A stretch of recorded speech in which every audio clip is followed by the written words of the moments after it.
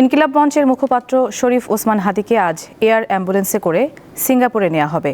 রোববার রাতে প্রধান উপদেষ্টার প্রেস উইং থেকে সংবাদ বিজ্ঞপ্তিতে এ তথ্য জানানো হয়। এতে বলা হয়, হাদির চিকিৎসার জন্য সিঙ্গাপুর, থাইল্যান্ড ও মালয়েশিয়ার কয়েকটি হাসপাতালে যোগাযোগ করেছে সরকার। এভারকেয়ার হাসপাতালের বিশেষজ্ঞ চিকিৎসক দলের পরামর্শে এবং পরিবারের সদস্যদের সঙ্গে আলোচনার পর প্রধান উপদেষ্টাকে অবহিত করা হয়। এতে আরও বলা হয়, ওসমান হাদির চিকিৎসা সংক্রান্ত সব ব্যয় রাষ্ট্রীয়ভাবে বহন করা হবে। হাদির দ্রুত সুস্থতা কামনায় দেশবাসীর কাছে দোয়া চেয়েছেন ডক্টর ইউনুস। দর্শক, এই বিষয়ে আরও জানাতে রাজধানীর এভারকেয়ার হাসপাতালের সামনে থেকে যুক্ত আছেন আমাদের সহকর্মী স্বস্তিকা সিংহ। স্বস্তিকা, হাদিকে সিঙ্গাপুর নেয়ার একটি প্রস্তুতি চলছে আমরা জানতে পেরেছি ইতিমধ্যে। তো আপনার কাছে সবশেষ কী তথ্য রয়েছে, আমাদের বিস্তারিত জানান।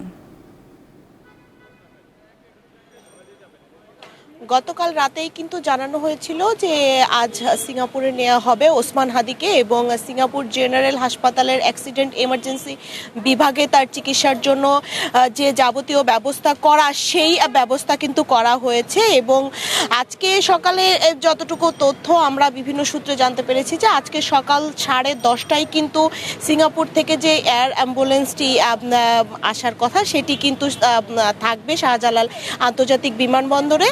এবং ঠিক সিঙ্গাপুরে নিয়ে যাওয়ার জন্য এয়ার অ্যাম্বুলেন্সের যে প্রস্তুতি বা তার ওসমান হাদির সাথে যারা ভ্রমণকারীরা রয়েছে, ভ্রমণকারীদের প্রস্তুতি বা হাসপাতাল কর্তৃপক্ষের যে প্রস্তুতি বা তার পরিবারের পক্ষ থেকে যারা তার সাথে যাবেন বা হাসপাতাল বিশেষজ্ঞ দলের প্রতিনিধিরা থাকবেন, সার্বক্ষণিক আসলে যে প্রস্তুতি তাকে সিঙ্গাপুরে নেওয়া, সেই প্রস্তুতি কিন্তু সবটাই সম্পন্ন হয়েছে।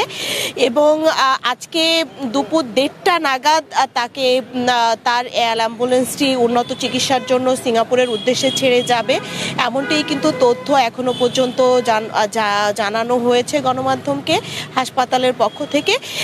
এবং যার সার্বক্ষণিক প্রস্তুতি কিন্তু হাসপাতালের ভেতরে অবশ্যই নেওয়া হচ্ছে পরিবারের লোক পক্ষ থেকেও, যেমন তার পরিবারের সদস্যরা তার ভ্রমণ সঙ্গী হিসাবে থাকবেন, তেমন থাকবেন বিশেষজ্ঞ ডাক্তাররা। এবং সব দিক কিন্তু বিশেষভাবে দৃষ্টি রাখার কথা জানিয়েছেন প্রধান উপদেষ্টা। এবং প্রধান উপদেষ্টার পক্ষ থেকে বা অন্তর্বর্তীকালীন সরকারের পক্ষ থেকে যে তার চিকিৎসার যে যাবতীয় খরচ, সেই খরচটি বহন করা হবে সেটিও আসলে কিন্তু জানানো হয়েছে। নুজাত, এই ছিল এভারকেয়ার থেকে আমার কাছে সর্বশেষ। দর্শক, এভারকেয়ার হাসপাতালের সামনে থেকে যুক্ত ছিলেন সহকর্মী স্বস্তিকা সিংহ।